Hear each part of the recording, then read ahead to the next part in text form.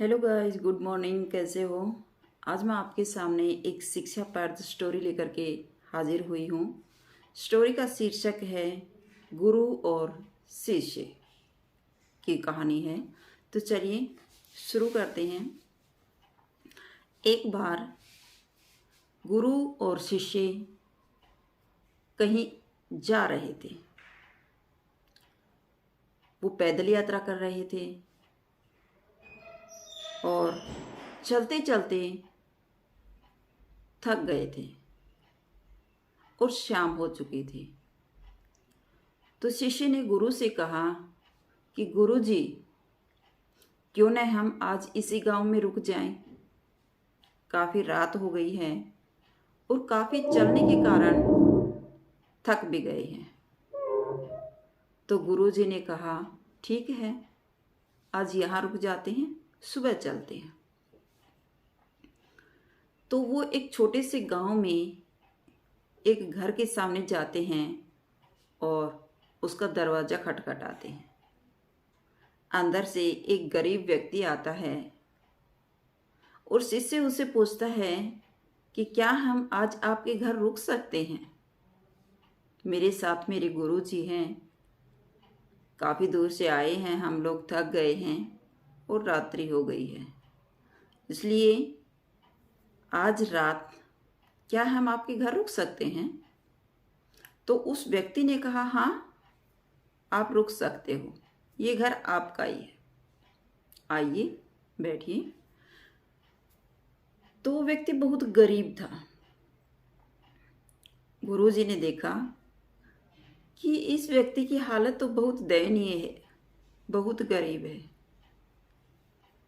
तो वहाँ उस गरीब के घर में गुरु और शिष्य रुक जाते हैं और वहीं खाना पीना खाते हैं और रात को उस व्यक्ति से पूछते हैं कि तुम्हारा गुजारा किस चीज़ से हो रहा है? तुम तो बहुत गरीब हो, इतनी दयनीय हालत कैसे है तुम्हारी? क्या तुम्हारे पास कोई जमीन जायदाद नहीं है? तुम खेती बाड़ी नहीं करते हो?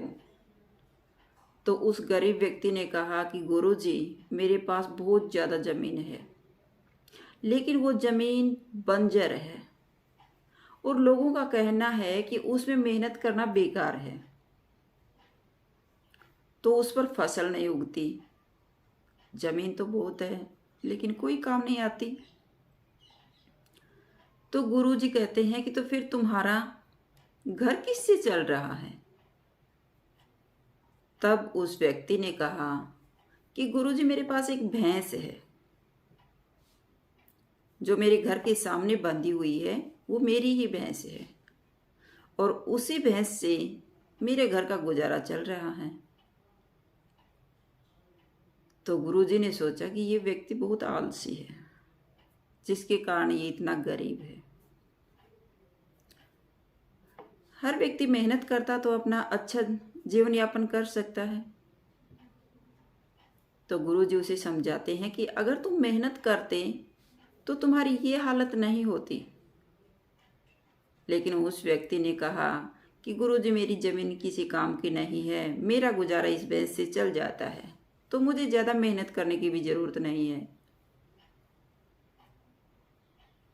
तो गुरुजी ने कहा, चलो ठीक है, आपको जैसा ठीक लग रहा है ठीक है। रात को गुरुजी जागते हैं और अपने शिष्य को जगाते हैं और कहते हैं कि चलो, हमें यहाँ से चलना है।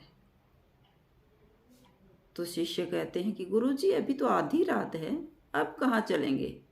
बोली, चलो, यहाँ से चलना है, मुझे जाना है। तो शिष्य बोले, चलो गुरुजी, आपका आदेश सलाखों पर है। तो गुरुजी के कहने के अनुसार शिष्य उठता है और चलने लगते हैं। तो गुरुजी कहता है कि ये भैंस खोल लो यहाँ से और इसको लेकर चलते हैं। तो शिष्य कहते हैं कि गुरुजी, हमने आज इसी के घर में हम रुके, यही हमने खाना खाया और आप कह रहे हैं कि हम भैंस लेके चलेंगे? मुझे नहीं लगता ये ठीक है। तो गुरुजी ने शिष्य की तरफ देखा और कुछ नहीं बोले और थोड़े से मुस्कुरा दिए। शिष्य ने भी अपने गुरु के आदेश के अनुसार भैंस खोली और चल दिए। गुरु शिष्य दोनों भैंस को लेकर के चले जाते हैं। लेकिन शिष्य के मन में अनेकों क्वेश्चन उठ रहे थे कि गुरुजी ने ऐसा क्यों किया। जिसके घर में आज हम ठहरे उसी के साथ धोखा। लेकिन शिष्य की हिम्मत नहीं पड़ रही थी कि मैं गुरुजी से पूछूं कि ये आपने क्या कर दिया। शिष्य ने सोचा कि जो मेरे गुरुजी ने किया है वो बिल्कुल सही किया है, जैसे मेरे गुरुजी की इच्छा। तो वो चले गए। काफी दिन के बाद वही शिष्य एक बहुत बड़ा गुरु बन जाता है, बहुत बड़े सिद्ध महात्मा बन जाते हैं। और वही बात उसको कचोटती रहती है कि मेरे गुरुजी ने ऐसा क्यों किया। तो एक दिन विचार करके गुरुजी को भी लगा कि ये मेरे शिष्य महान संत तो बन गए, लेकिन वही प्रश्न इसके दिमाग में बार बार उठता भी होगा। तो गुरुजी बोले, चलो आज जिस घर से हम भैंस लेकर के आए थे उसी घर में फिर चलते हैं। तो शिष्य ने कहा कि गुरुजी उसी घर में हम कैसे जाएंगे, अगर हमें वो व्यक्ति पहचान लेगा तो हमारा बहुत बुरा हाल होगा। गुरुजी ने कहा कोई बात नहीं, चलते हैं, चल के देखें तो सही वो व्यक्ति कैसे अपने जीवन यापन कर रहा है। तो वो उसी गांव में उसी घर वहीं चले जाते हैं। तो देखते हैं कि जहां उसकी झोंपड़ी थी वही जगह उसी स्थान पर एक आलीशान महल बना हुआ था। गाड़ी घोड़े खड़े थे, काफ़ी गायें बंधी हुई थी और वह व्यक्ति राजाओं जैसा जीवन यापन कर रहा था। तो गुरुजी और शिष्य दोनों वहीं जाते हैं 10 साल के बाद और उससे पूछते हैं कि क्या आपने हमें पहचाना। तो उस व्यक्ति ने कहा नहीं, मैं नहीं पहचानता आपको। तब उस सिद्ध महात्मा यानी शिष्य ने बताया कि हम एक रात आपके घर रुके थे, वही गुरु और शिष्य हैं हम लोग। उस व्यक्ति ने कहा अरे हाँ, काफ़ी दिन पहले रुके थे, आप कैसे हो। गुरुजी बोले हम अच्छे हैं, आपकी सुना दो। अरे आपकी तो यहाँ एक झोपड़ी थी, अब आपने इतना आलीशान महल बना लिया। तब उस व्यक्ति ने कहा कि आप उस रात आधी रात के बाद कहाँ चले गए थे, मैंने तो सुबह उठकर देखा आप वहाँ थे ही नहीं, और उस दिन मेरी भैंस भी गायब हो गई, पता नहीं मेरी भैंस कहाँ चली गई रात को। मेरी भैंस के चले जाने के बाद मेरे घर का गुजारा होना मुश्किल हो गया था, और उसके बाद मैंने अपनी ज़मीन पर खूब मेहनत की, दिन रात परिश्रम किया और खूब मेहनत की, तो मेरी फसल, मेरी बंजर ज़मीन उपजाऊ हो गई, और उसी बंजर ज़मीन पर आज अनेकों फल फ्रूट वाले पौधे लगे हुए हैं, और वहाँ पर मैंने बहुत बड़े उद्यान लगा दिए और काफ़ी फसल भी हो जाती है, जिसके कारण मैं धनवान हो गया और मैंने ये आलीशान महल बना लिया। अब मैं राजाओं जैसी अपनी ज़िंदगी जीता हूँ। तो इस कहानी से हमें क्या शिक्षा मिलती है कि जो हमारे पास लिमिट के साधन होते हैं हम उसी पर संतुष्ट होकर के बैठ जाते हैं, और अपने अंदर जो प्रतिभा छिपी हुई होती है उसको हम खोज ही नहीं पाते, निकाल ही नहीं पाते। अपने टैलेंट को पहचानें और उस टैलेंट को बाहर लेकर के आएं और अपनी ज़िंदगी को सफल बनाएं।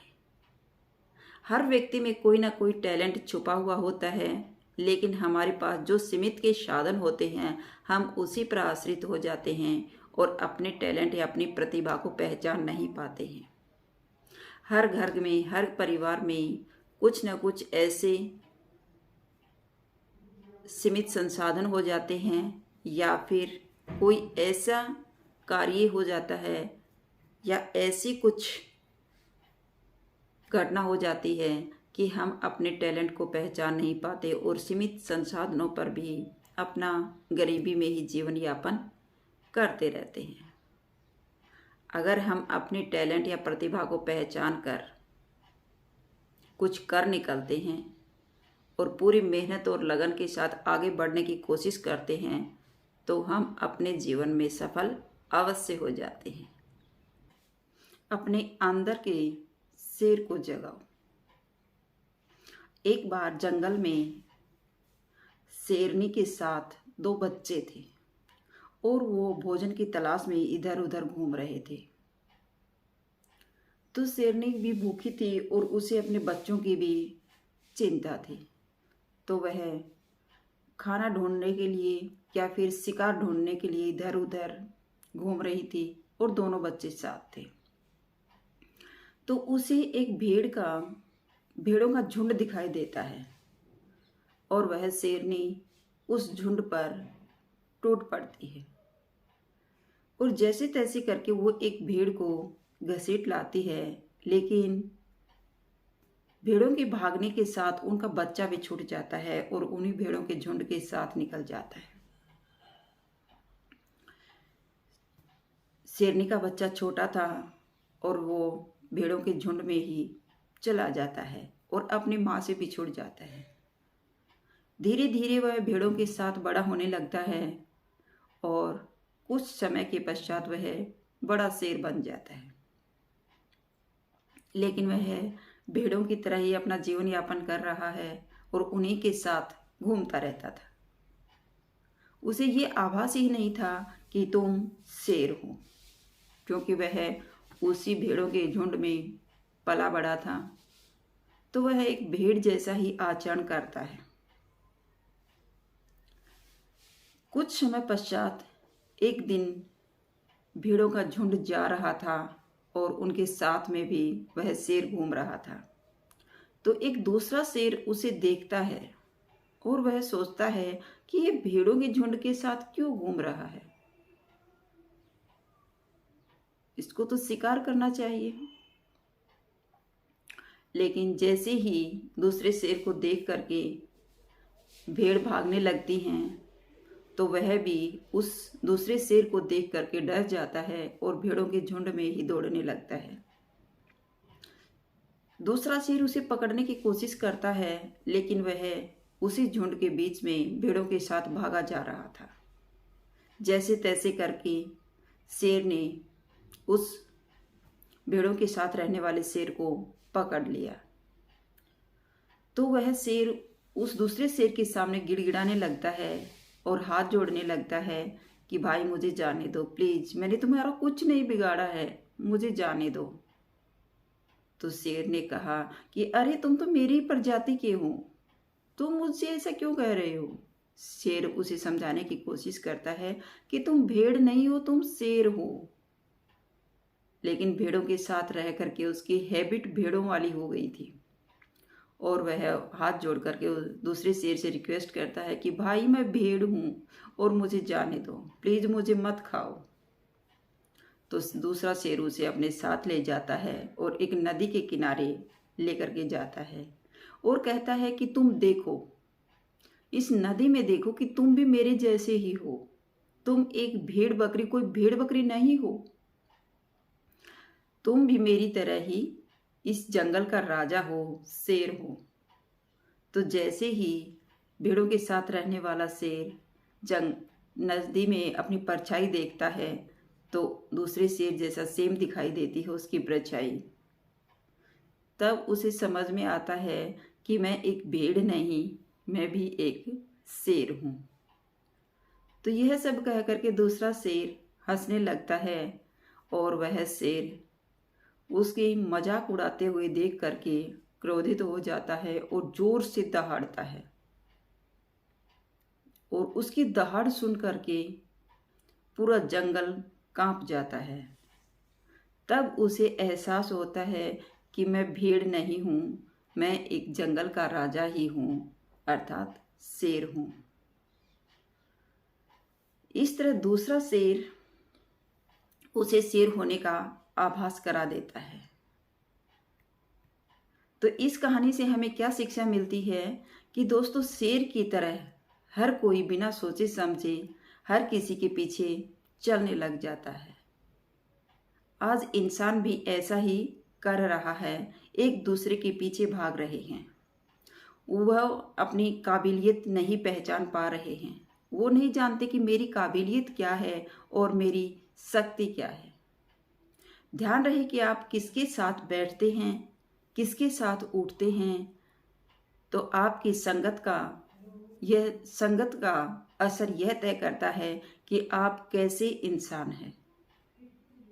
आपकी संगत पर ही डिपेंड करता है और उसी से पता चलता है कि आपकी सोच कैसी है।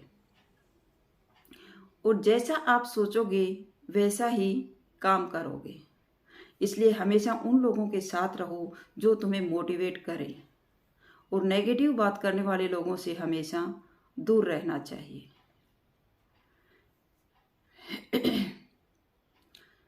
क्योंकि वह तो खुद कुछ करते नहीं हैं और तुम्हारे हौसले को भी गिराते रहते हैं।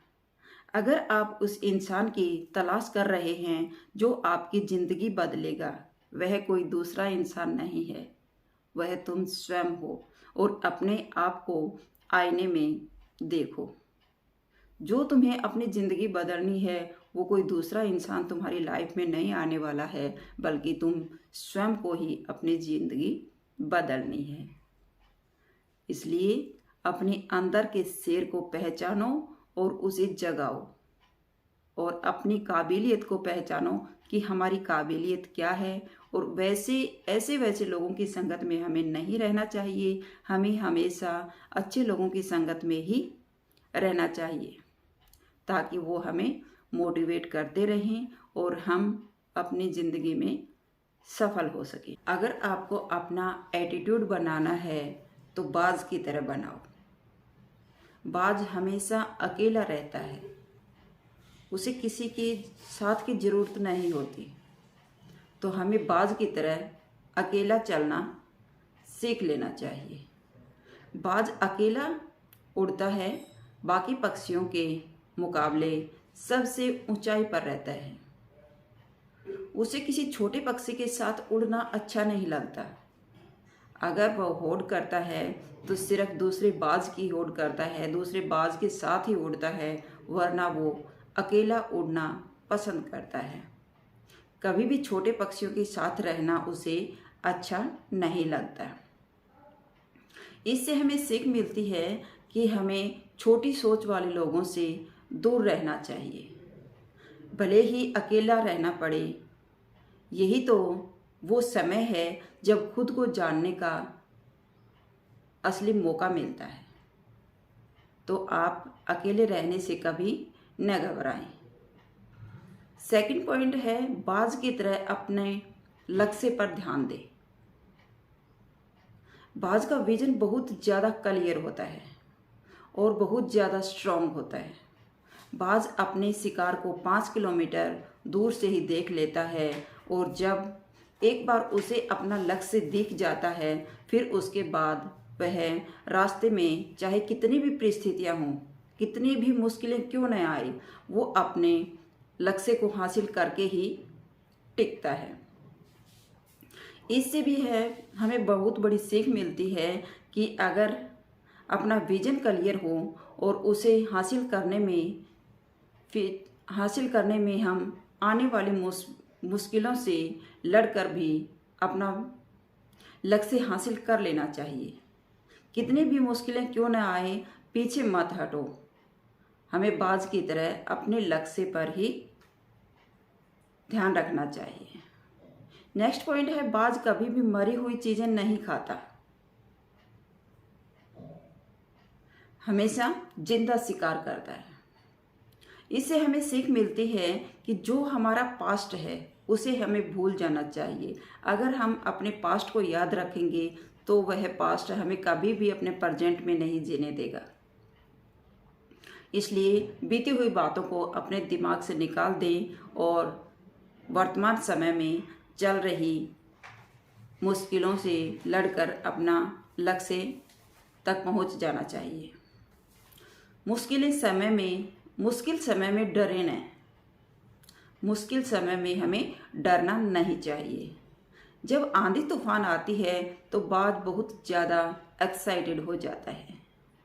जब बारिश होती है तो सारे पक्षी छिपकर बैठ जाते हैं, लेकिन बाज को बहुत मज़ा आता है और वह तेज हवाएं चलती हैं तो बाज उन हवाओं के सहारे और तेजी से ऊपर उड़ जाता है और ऊपर उड़ते उड़ते इतना ऊपर उड़ जाता है कि बादलों से भी ऊपर निकल जाता है और बादलों से कहता है कि अब बरस लो जितना तुम्हारा मन करे। तो वह अपने मुश्किल की घड़ियों में भी परेशान नहीं होता। इससे हमें बहुत बड़ी सीख मिलती है कि मुसीबत में भी हमें मज़ा ढूंढना चाहिए। नेपोलियन ने एक बार कहा था कि हर बड़ी चुनौती अपने साथ में एक बहुत बड़ा अवसर लेकर के आती है और उस बाज की तरह तुम भी अपने अवसर को पहचानो और जिस दिन उस अवसर को पहचान लोगे सारी मुश्किलें तुम्हारी नीचे हो जाएंगी और तुम उन मुश्किलों से ऊपर निकल जाओगे। नेक्स्ट एंड लास्ट पॉइंट है कंफर्टेबल जोन से बाहर निकलो। बाज अपने घोंसलों से सॉफ्ट घास को हमेशा निकाल देता है ताकि बाज का जो बच्चा होता है उसमें कंफर्टेबल न हो सके, क्योंकि अगर वो घोंसले में कंफर्टेबल हो गया तो वह कभी भी उस घोंसले को छोड़ना पसंद नहीं करेगा।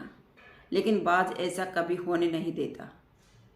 बाज वह पक्षी है और उसे भी एक बात पता है कि कंफर्ट जोन में जो कोई भी व्यक्ति ग्रोथ नहीं कर सकता। लेकिन हम तो इंसान हैं। न तो इंसान होने के बावजूद कई सारे लोग इस बात को समझ ही नहीं पाते हैं कि आप जितना कंफर्ट जोन में रहोगे आपकी लाइफ उतनी ही अनकंफर्टेबल हो जाएगी। तो दोस्तों, हमें भी बाज की तरह ही रहना चाहिए। जीवन में आने वाली मुश्किलों से घबराना नहीं चाहिए और उनका डट कर मुकाबला करना चाहिए और अपने लक्ष्य तक हमें पहुंचने में किसी प्रकार की कोई दिक्कत नहीं होगी। तो हमारा एटीट्यूड हमेशा बाज की तरह क्लियर होना चाहिए।